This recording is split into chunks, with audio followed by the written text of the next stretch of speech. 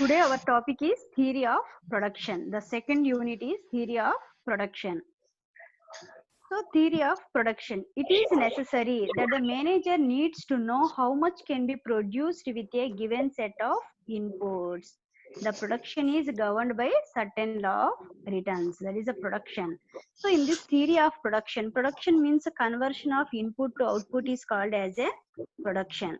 So this theory of production tells or give awareness to the manager, gives awareness to the production managers that how much quantity is to be produced, or with a given set of inputs how much quantity can be produced. So this is the theory of main importance of a theory of production. And at the same time, that is a theory of production is governed by certain law of returns.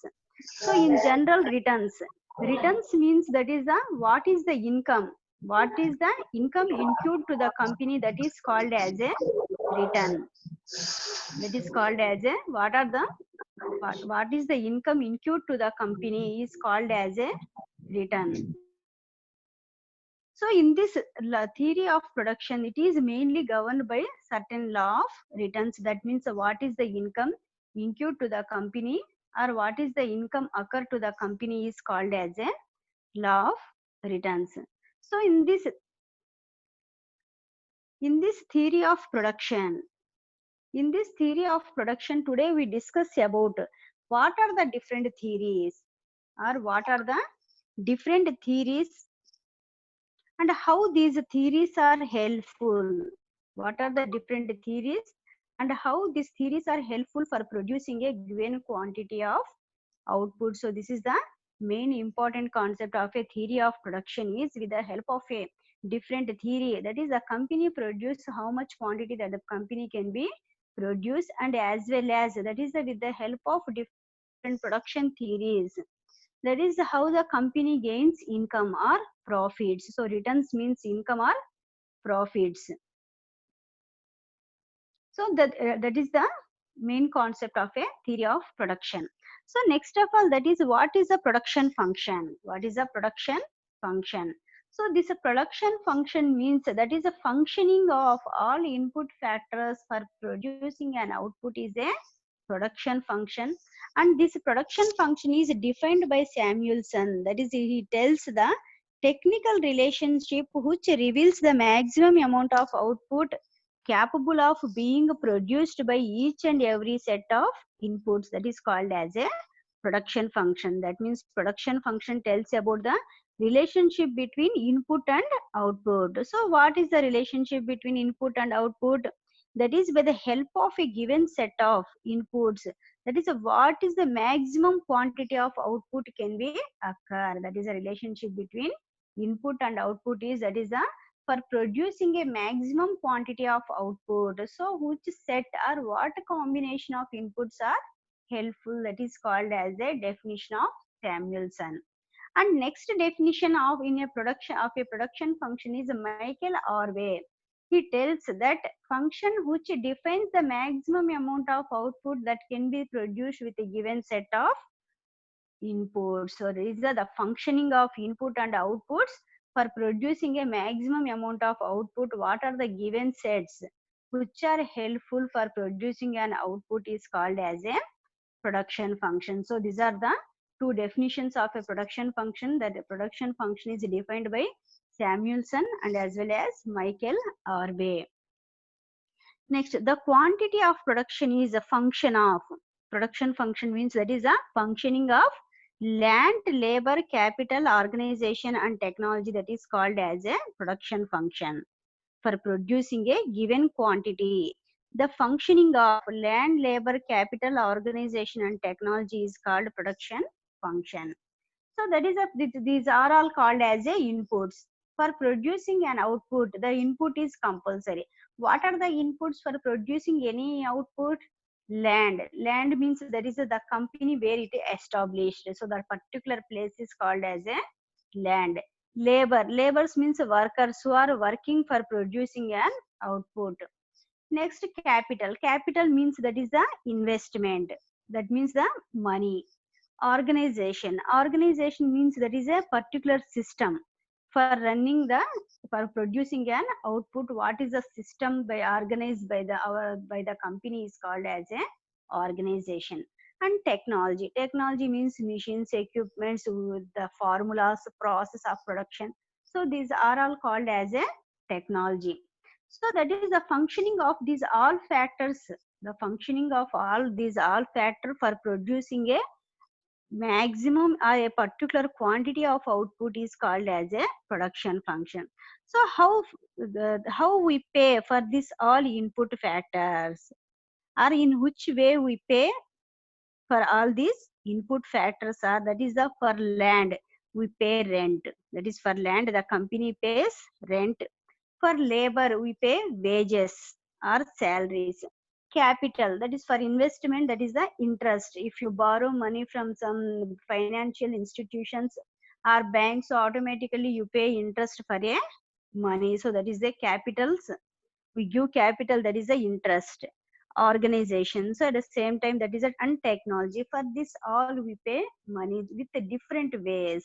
So by the help of these all input factors, it gives a particular quantity of output.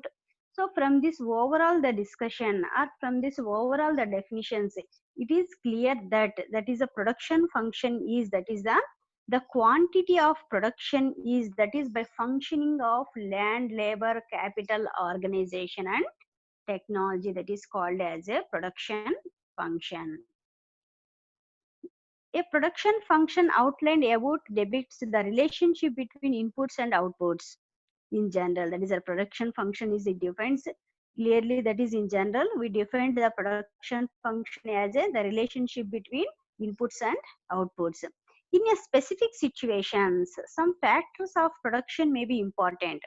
In specific situations, some factors of production may be important, and other factors depends on final products to be manufactured. And other factors, that is depends on the final products to be manufactured. So in general we tells the production function means the relation, what is the relationship between input and output. In a, in a specific situation, some factor of productions are important, some other are depends on final products. For example, if you take as a, that is a the inputs are land, labor, capital, organization and technology. So these all are compulsory for any type of industry. If the industry is a production industry, or it is a service sector, or it is a communication sector, so if you take any type of the sectors, that is these all inputs are very compulsory.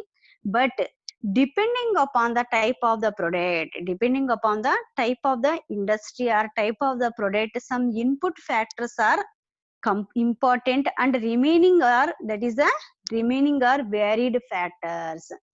For example, if you take as a, for a software company, for a software company, that is technology is important. For that is a, for increasing the software company's income, the technology is important. And the land, labor, so these are the necessary factors, but there are varied factors. So for example, if you want to increase the income of a, if you want to increase the income of a software company, so but is by increasing the land, the income of the software company does not increases, or by increasing the labor, so the income does not increases, because the main input factor is technology. If you increase the technology, automatically the output increases. So like that, if you take as a agricultural, for agricultural, land is the main input factor. Land is the main input factor. If you increase the land, so automatically that is the yield or the crop increases, or the number or if you take as a for as a agricultural as a example, so that is by increasing the acres of land, automatically the crop or the final product increases. So the income to the agricultural also increases. So in this, that is the land is the main input to agricultural, and the technology is the main input for a software company. But the remaining factors are compulsory. But by this by increasing the main input factor, the income for a, the income for a industry or a company increases. So that is called as a In specific situations, some factor of production may be important and the other factors depends upon final products to be manufactured. So the production functions are of, there are three types of production functions. There are three types of production functions depending upon law of returns. The first type of production function is production function with one variable inputs and law of returns. And second one is production function with two variable inputs and law of returns. And last one is production function with multiple variable inputs and law of returns. First of all, now we are going to discuss about what is the first type of production function with one variable inputs and law of returns. The law of returns, I already told, that is the returns means that is the income.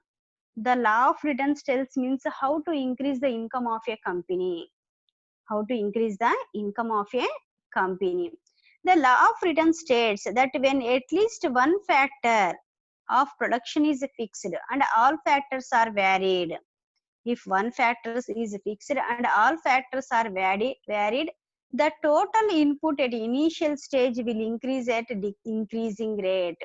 So this production function with one variable input and law of returns, it tells about that is there are three stages. There are three stages in a law of returns. At least the initial stage, when the company fixed one input factor, if remaining other factors are varied, if all factors are varied means that is the changes. For example, if you take as agricultural, if the land is fixed and the labor, depending upon the technology or depending upon the increasing the labor, the output increases or decreases. So that is the one of the examples. So like that,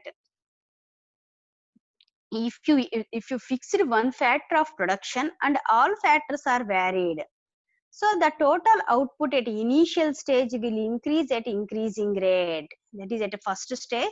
If you give more and more input, the output also increases at increasing rate. For example, if you take as a labor in any industry, if you give more and more labors, that is with the help of 10 labors, they produce 10,000 units. If you increase the labor number as a 20 labors, so the output is 30 units. That is by increasing the labors, the output increases at increasing rate.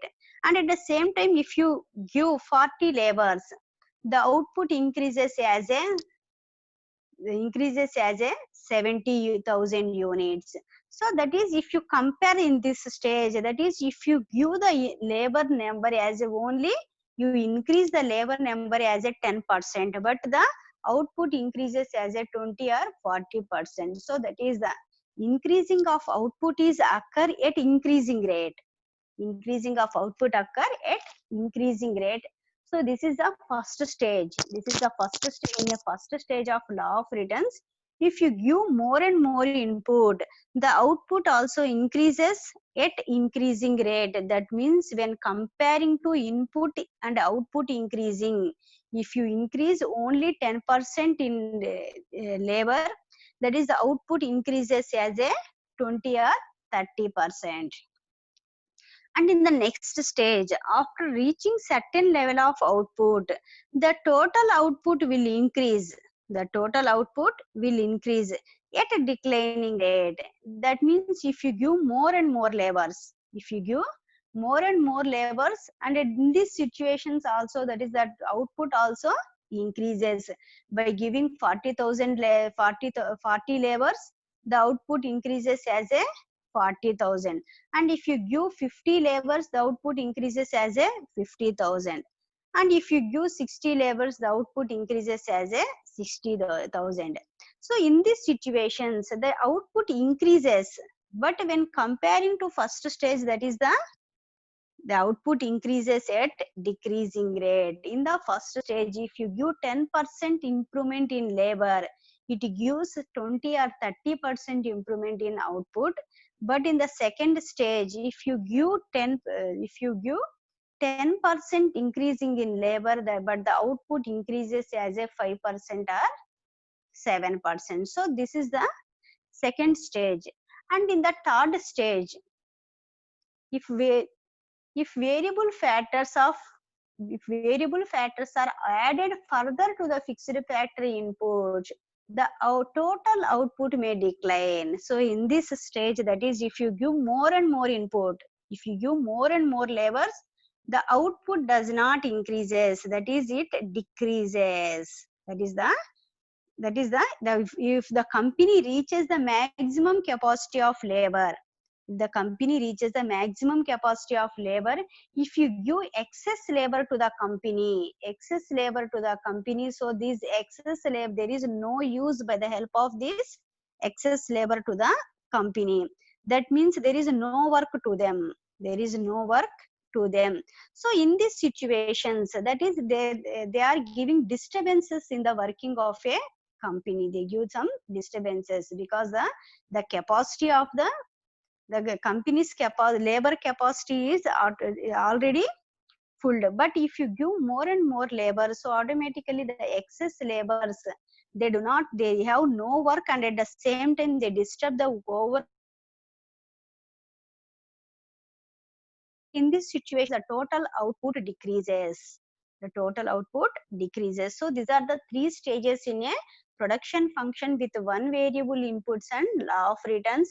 In these situations, if one factor is fixed, if you change the other factors, all factors are varied. That is, if you fixed one factor and the remaining factor changes, that means if you increase the input, the output also increases at increasing rate at a initial stage, and the output increases at a decreasing rate at a second stage, and in the final stage the output also decreases. So this law is of universal in nature. That means it is applicable in all industries. It gives same type of the results, like that, like in a agricultural or any type of the industries. So this law is also called as a law of variable proportion. That means the one factor is fixed and remaining factors are varied. So this is called as a law of variable proportion. And at the same time, this is also called as a law of diminishing returns, because the returns are declined at a final stage. So this is called as a law of diminishing returns. So in the production function with one variable inputs and law of returns, if you take as a capital as a fixed and labor uses more and more in initial stage, output increases at an increasing rate, because capital grossly underutilized. When more and more units of labor increase, output increases at a declining rate. After point C, total output decline and marginal product of labor is negative. If you observe this, in the help of this table, that is the units of labor. If you give one labor, the total productivity is 10. If you give two labors, that is 22. That means the increasing will occur at a increasing rate. And in third, fourth, and fifth stages, that is the total. If you give 33 labors, that is the output increases. If you give 3 labors, the total productivity is 33. If you give 4 labors, 40. That means when comparing to these two stages, for 3 labors it gives 33 output, but for 4 labors gives only 40, 5 labors only 45. That means output is increases when comparing to the first to second stage, but at decreasing rate. And if you observe the third stage, yet for 7 labors the total output is 48, and for 8 labors the total output is 45. That means it starts for declining. So this is the law of variable proportion. And second law is production function with two variable inputs and law of returns. Two variable inputs and law of returns. In this, two inputs require. For this, two inputs are required. For example, if you take as a capital and labor to produce a given output, in this we restrict inputs to only. Inputs to only, that is capital and labor. So Q is a function of capital and labor. Q means that is a quantity of output is by functioning of capital and labor. So these two inputs are restricted. These two inputs can be substituted for each other. Can be substitute for each other. Here the producer may choose any combination of capital labor that gives required units of labor. So that is in this situation, that is the producer may choose any combination. That means if you want to increase the capital or decrease the labor, or if you want to decrease the capital or increase the labor, that is producer's choice. That is producer choice, but the quantity is restricted. That is there is no change in quantity. For example, if you want to produce 10,000 units of output, 10,000 units of output, the cap, if you want to increase the capital or decrease the labor, or decrease the capital or increase the labor, but the combination is producer choice, but the quantity is, that is the quantity does not decreases, that is the 10,000 units. The quantity is does not decrease as a 10,000 units. If one factory input increases, that of another will decreases. That is the producer choice. That is if one, in general, that is if one input increases, automatically another input decreases. For example, if you will take as a labor and technology, labor and technology. So in this example, labor means workers and technology is machine. Technology means machines. That is the machines, they are work, that is the machines are useful to the organization, useful to the organization for decreasing the labors, for decreasing the labors, or that is for decreasing the labor investment. So that means if one machine, one machine, it is useful to the company as it works, or it is working as a 10 labors. Its working capacity is, that is it decreases 10 labors. One machine decreases 10 labors. If the company purchases 2 machines, automatically 20 labors decreases. If the company purchases 3 machines, 30 labor decreases. So that is the relationship between capital and labor. So that is technology and labor. So that is that is if you invest the amount on a machine, so automatically labor expenses decreases to the company. So in this situation, if you want to increase the technology, automatically labor decreases, or if you want to increase the labor, the technology decreases.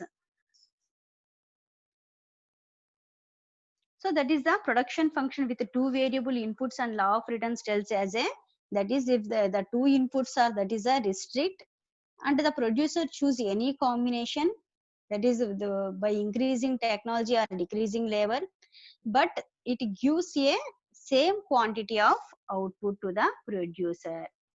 And next function, production function, is production function where input factors are multiple. Input factors are multiple. So input factors are multiple means there are different input factors are land, labor, capital, organization and technology. So these are the different input factors. So in this multiple input factor factor function, that is if one input factor changes, remaining all factor changes. That is if you want to increase one input factor, the remaining input factor decreases or sometimes increases. So the type of the increasing and decreasing is occur, that is called as a production function where input factors are multiple. In case of multiple input factors, quantitative techniques such as optimization, linear programming and provide solution. That is for the multiple input factors some critical, because in two variable input factors, that is one increases, automatically another input factor decreases. But in this multiple variable input factors, if one increases, if one input factor, if you change one input factors, automatically remaining all factor changes. So for calculation these multiple variable input factor, that is to use different type of quantitative techniques such as a optimization technique, linear programming technique for providing solutions in a production function where input factors are multiple. So these are the different type of a production functions, like as a one variable input factor, two variable input factor and multiple variable input factor. So in this production function topic, that is the first one is very important. That is a production function with one variable inputs and law of return. Sometimes that is they ask the question as a what is the law of variable proportion, or explain about law of diminishing returns with the help of a table or with the help of a graph. So such type of questions are asked frequently. So next topic is production techniques. So what are the production techniques? The different type of production techniques are isoquant, isocost, least cost combination, and marginal rate of technical substitution. So these are the different type of a production techniques. That is for producing an output, we use different type of techniques. So these different type of production techniques are isoquant, isocost, least cost combination, and marginal rate of technical substitution. So what is the important of these production techniques? So these production techniques are helpful to the producer, that is to select, to say that is the what combination gives maximum amount of output at the same time, that to produce at lowest cost. That is the maximum output and minimization cost is the main importance. That is for understanding about a production technique. So production techniques are providing the knowledge to the producer, that is the what combination gives maximum output with the lowest cost. So that is for selecting this combination, that is we use different type of a production techniques. So the first type of production technique is isoquant. So in this isoquant, iso means equal, quant means quantity. These isoquants are also called as a isoproduct curves. Isoproduct curves. It shows variable combination of input factors. Variable combination of input factors which yield the same level of output. Isoquant is also called as a product indifference curve. This isoquant is called as isoproduct curve and product indifference curve. It shows variable combination of input factors. Which yield the same level of output. That means there is no change in a quantity. That is the isoquants. One of the condition is equal quantity. That means same quantity. That is with the help of the combination is your choice. That means producer choice. But it gives same quantity of output. For example, that is a 10,000 units of output is fixed. The quantity is fixed. That means that is the to produce the output which is not less than 10,000 units, For this production, if you use 10 labor, 5 machines, or 5 labors, 10 machines, that is your choice. If you want to choose the 10 labors, 5 machines, or 20 labors, 1 machine, that is a producer choice.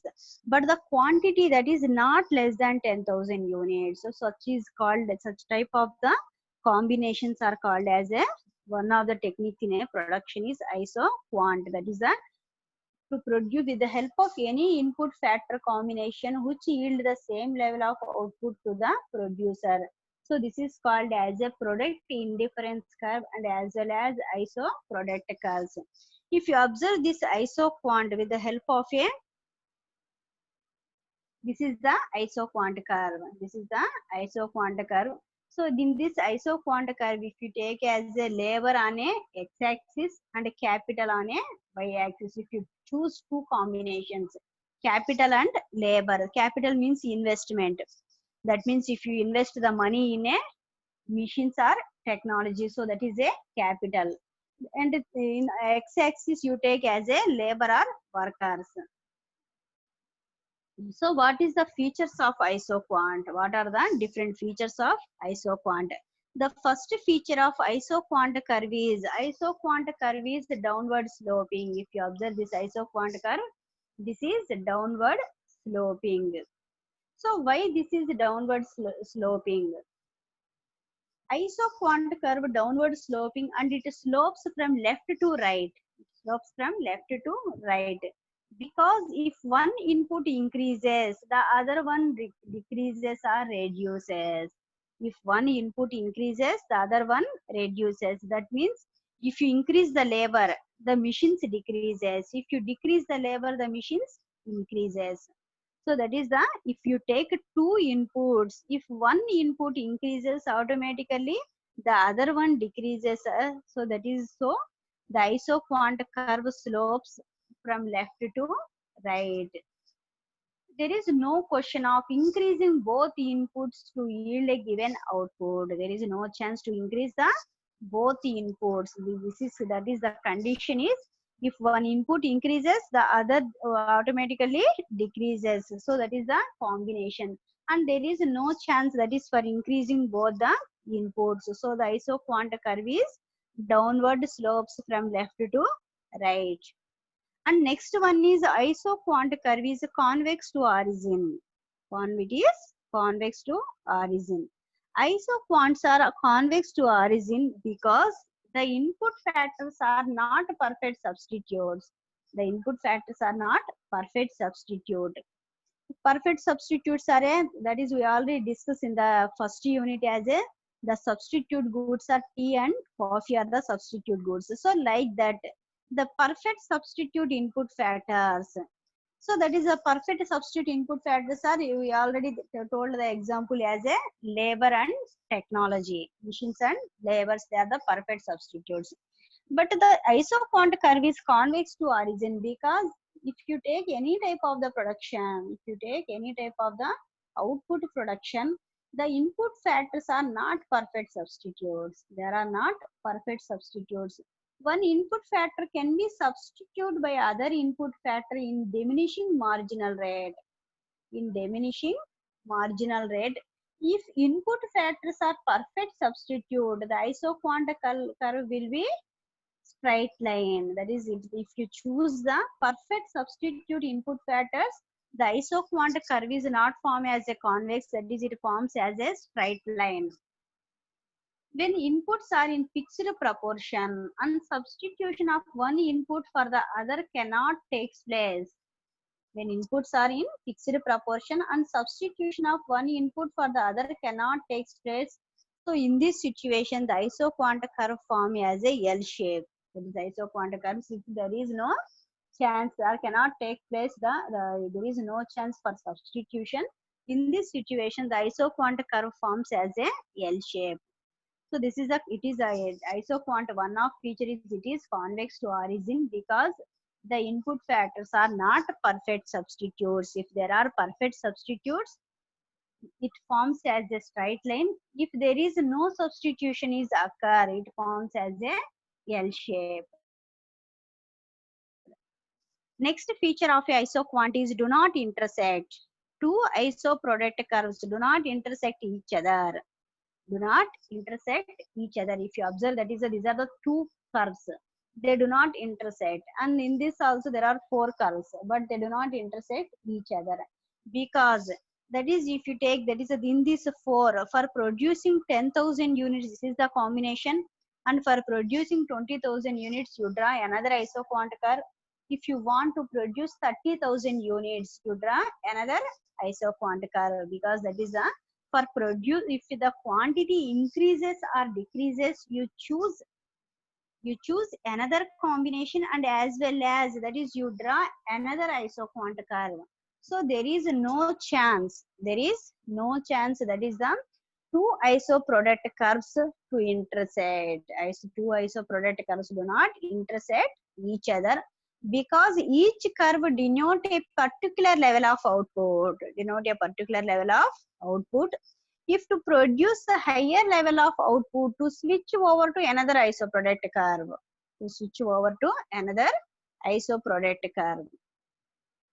Next feature is the last feature of isoquant is do not touch axis. If you observe the isoquant curves, that is, it does not touch either x-axis or y-axis because as both inputs are required, That is for producing an output, the both inputs are compulsory. There is no chance to produce a output with only one input. Only one input. That is two inputs are compulsory. So that is with the help of two input factors you draw the isoquant curve. So there is a chance that is it do not touches neither x-axis nor y-axis, as both inputs are required to produce a given output or a product. So this is the features of isoquant. What is the importance of isoquant? Isoquant importance is that is the depending upon your combination, that is to produce a same quantity of output. For example, in some areas the labors are available at cheap of cost, at a very free of cost, or a very cheaply the labors are available in some areas. And in some areas the technology is very cheap when comparing to labor wages. The technology is very cheap when comparing to labor wages in some areas. For example, if you take as a machine, we use the machine, we operate the machine by the help of electricity or fuel. So in some areas the fuel or power is very cheap, so the labor cost is very high. And in some areas that is the labor are very cheaply available, but the machine cost is very high.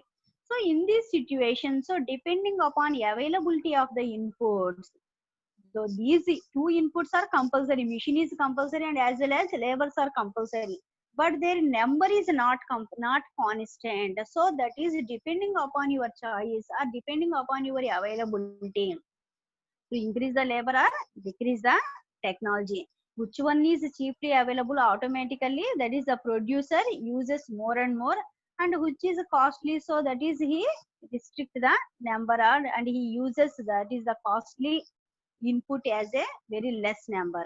So that is the isoquant is helpful to the organization, that is the to do the combination, to choose the combination for producing a same quantity of output.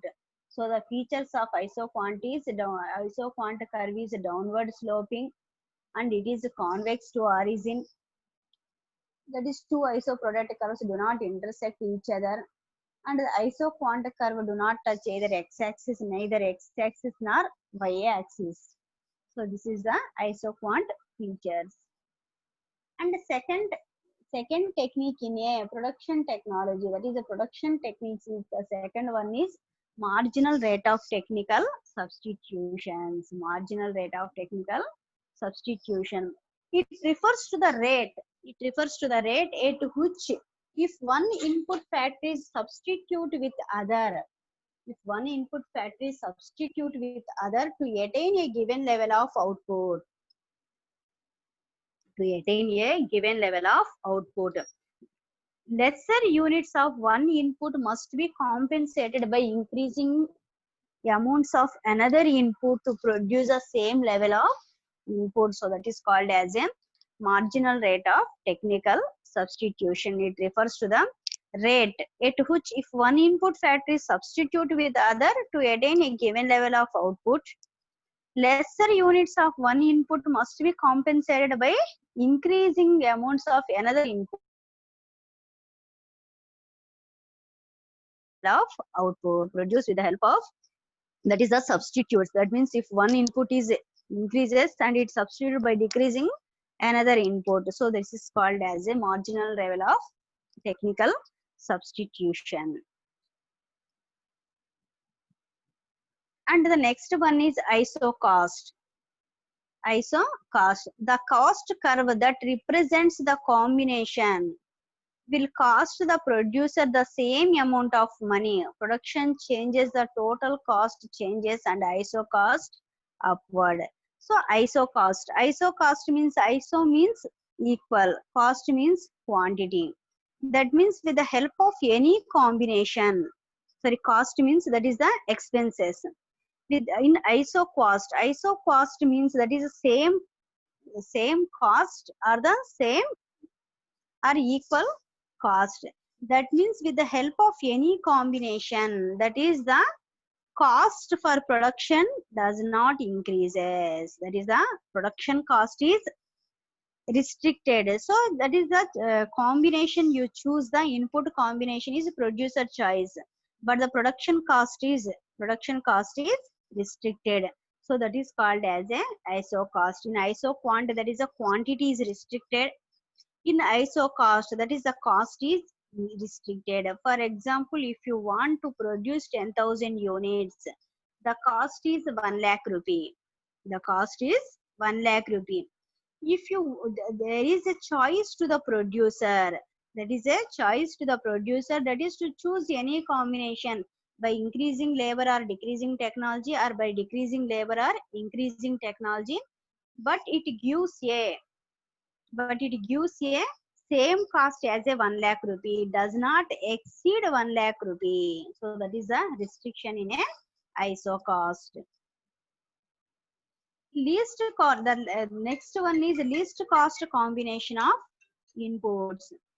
In this least cost combination of inputs, that is the manufacturer has lowered the cost. That is the in a least cost combination, that is the manufacturer has lower cost to attain higher profits. So this least cost combination of inputs, that is a for producing a particular quantity of output which gives lowest cost to the producer, that is called as a least cost combination. That is to produce a with the given level of inputs which gives lowest cost to the producer, that is called as a least cost combination. So these are the different type of a production techniques are, that is the first one ISO quant, second one marginal rate of technical substitution, and third one ISO cost, and last one least cost combination. So in the next class we discuss clearly about what is the least cost combination. So I completed the class. Thank you.